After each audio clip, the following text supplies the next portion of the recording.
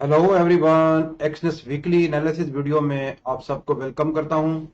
तो सबसे पहले हम चलते हैं जी इकोनॉमी कैलेंडर की तरफ और देखते हैं इस हफ्ते की आने वाली न्यूज़ें।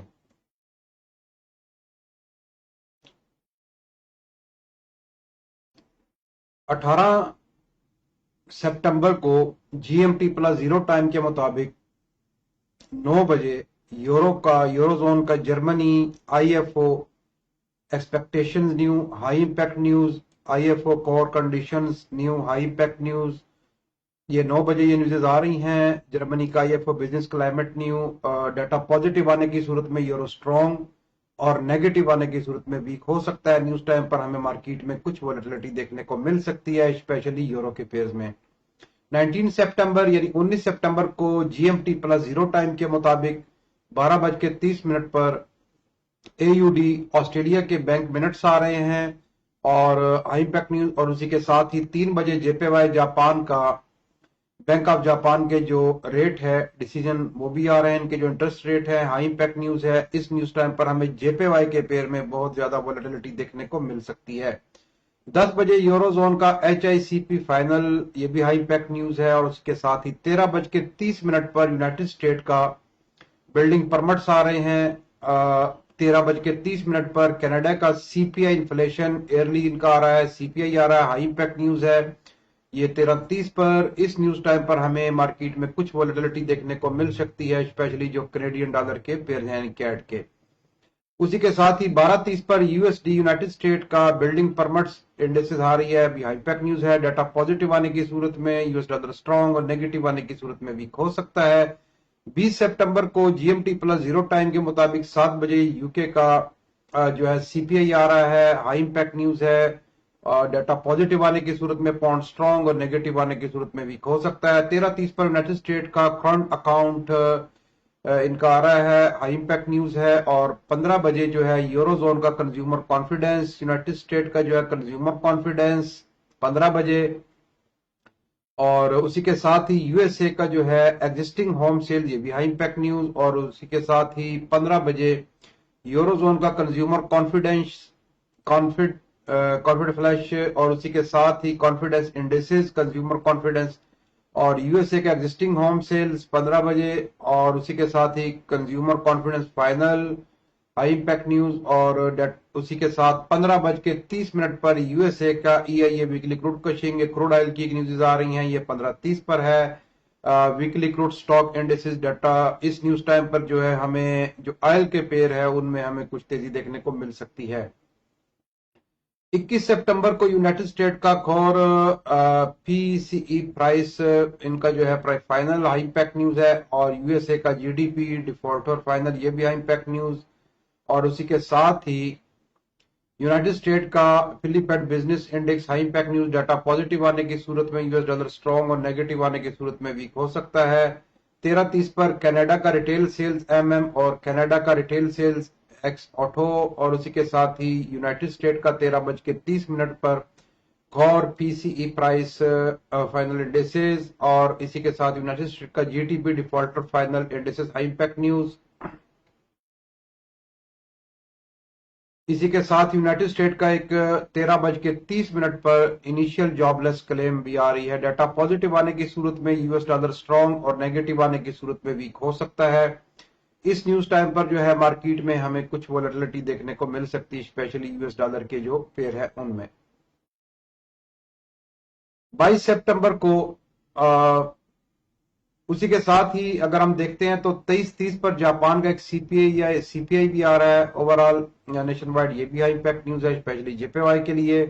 वही 22 सितंबर को यूनाइटेड यूके का जो है रिटेल सेल्स एमएम 7 बजे जीएमटी प्लस जीरो टाइम के मुताबिक। और उसी के साथ ही retail sale ex fuel MM high impact news. और इसी के साथ ही 7 बजे यूके का जीडीपी और एयरलाइन का भी high impact news, data positive आने की सूरत में ब्रिटिश पाउंड स्ट्रॉन्ग, नेगेटिव आने की सूरत में वीक और पॉजिटिव आने की सूरत में स्ट्रॉन्ग हो सकता है।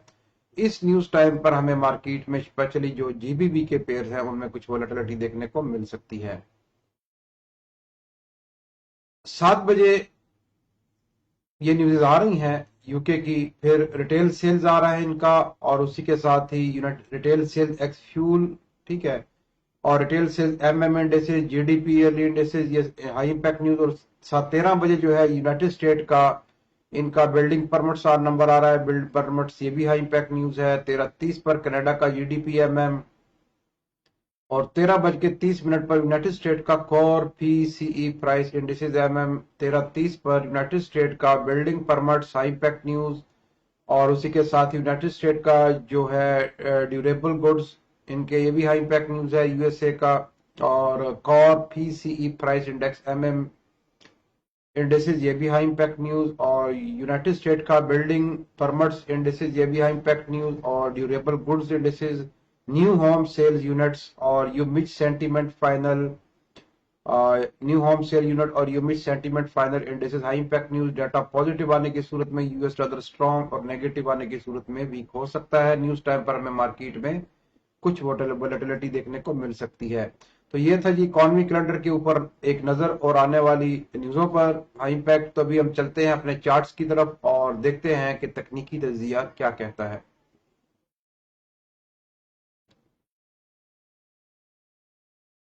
सबसे पहले हम आते हैं जी गोल्ड की तरफ। गोल्ड जैसा कि अभी हम देख रहे हैं कि प्रीवियस वीक उसने अपने एक अच्छे लेवल ऑफ स्ट्रक्चर से जिसकी निशानदेही की गई थी, ये तकरीबन 2000 यानी 2045 का एरिया, इसी एरिया से प्राइस रिजेक्ट हुई है। और रिजेक्ट होने के बाद जो है वो प्राइस दोबारा अपने एक बेहतरीन लेवल ऑफ स्ट्रक्चर के ऊपर अगर हम देखें उसके पास से रिवर्स हुई हैं। तो अगर तो प्राइस बाकी अगर हम देखें तो इसका जो हमारे पास इस वीकली पिवट्स है वो हमारे पास तकरीबन 2012 700 का है। अगर तो प्राइस अपने इस लेवल को ब्रेक करती है डाउन साइड की तरफ तो फिर प्राइस मजीद नीचे आ सकती है तकरीबन 1977 की एरिया तक। बाकी अगर प्राइस अपने इस लो को ब्रेक नहीं करती तो फिर ये दोबारा टेस्ट करने के लिए जा सकती है। जो इसका रेसिस्टेंस लेवल है वो 2000 तकरीबन इसका 2050, और अगर 2050 का ब्रेकआउट करती हैं तो फिर प्राइस यहां तक आ सकती हैं जहां पे तकरीबन 2070 का एक जोन है, जहां पे अगर हम देखें तो हमें एक ऑबी जोन भी है, एक वन कैंडल रिट्रेसमेंट एरिया, यहां से हमें थोड़ी सी रिट्रेसमेंट देखने को मिल सकती है। अगर इसका भी ब्रेकआउट करें तो फिर प्राइस आपकी 2000 तकरीबन 87 के एरिया तक जा सकती हैं। और ये अगर अपने इस लो को ब्रेक करती हैं और अपने SMA 50 का भी ब्रेकआउट डाउन कर देती हैं तो फिर प्राइस नीचे तकरीबन 1975, और इसका भी ब्रेकआउट करने के बाद जो प्राइस है वो 1938 तक भी नीचे की तरफ जा सकती हैं। बाकी डेली टाइम फ्रेम में अगर हम देखते हैं तो डेली टाइम फ्रेम में भी हमें एक इवनिंग स्टार टाइप का पैटर्न बेरिश का मिल रहा है, लेकिन अभी अगर ये कैंडल बुलिश में क्लोज हो जाती है तो ये एक बुलिश का मॉर्निंग स्टार बन जाएगा जो कि बाय की नुमाइंदगी करता है। तो आगे चलते हैं जी हम जीपीबीयूएसडी की तरफ। जीपीबीयूएसडी भी जैसा कि अगर हम देखें तो अपने एक अच्छे लेवल से जो है प्राइस रिवर्स हुई थी, पिछले वीक रिजेक्ट हुई हैं।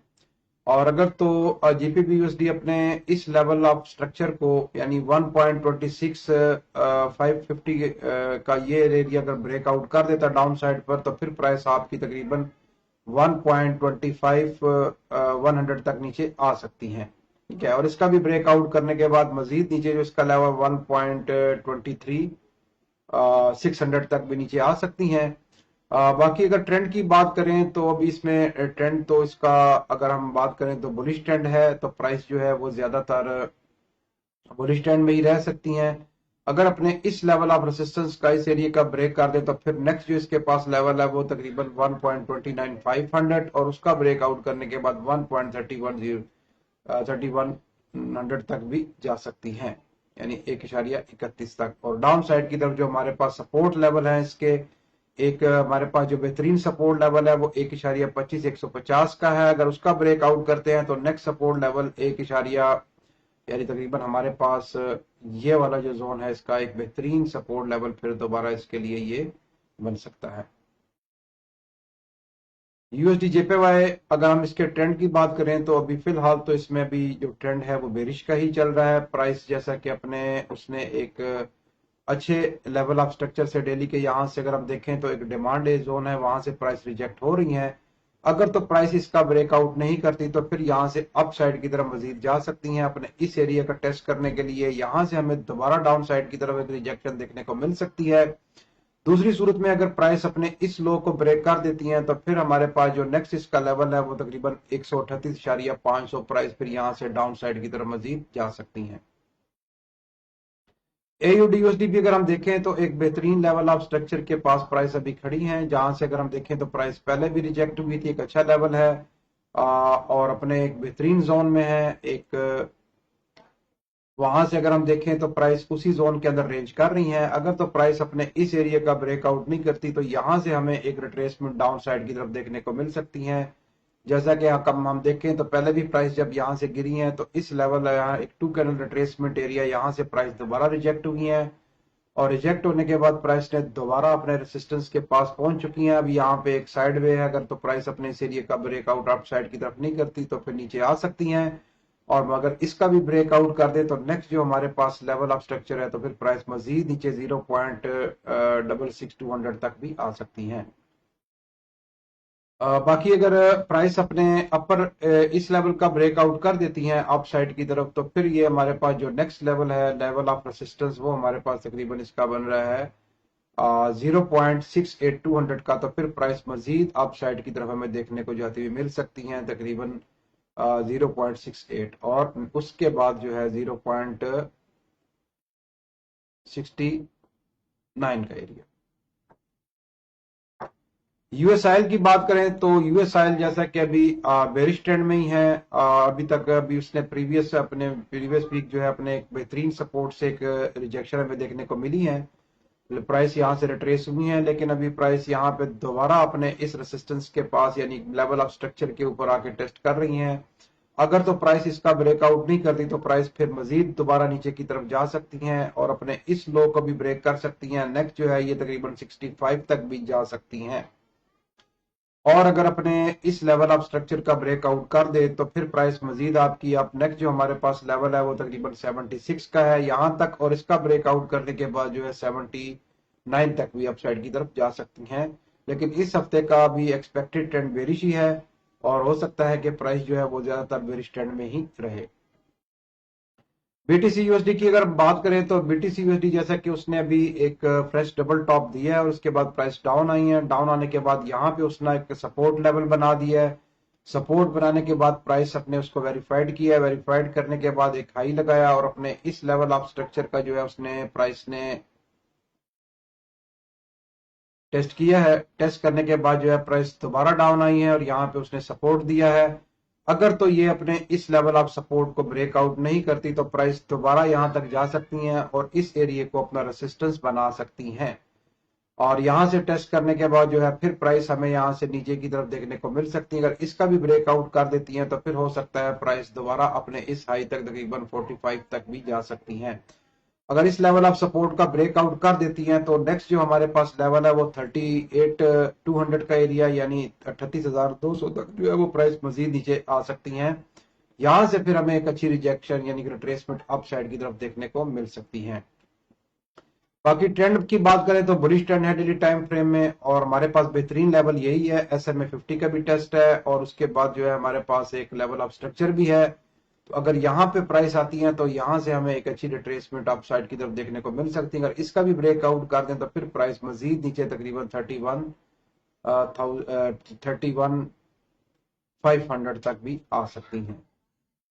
तो चले जी, ये था इस हफ्ते की आने वाली न्यूज़ों पर एक नज़र और तकनीकी जायजा। मिलते हैं अपनी नेक्स्ट वीडियो में। टेक केयर, अल्लाह हाफिज, थैंक यू फॉर वॉचिंग।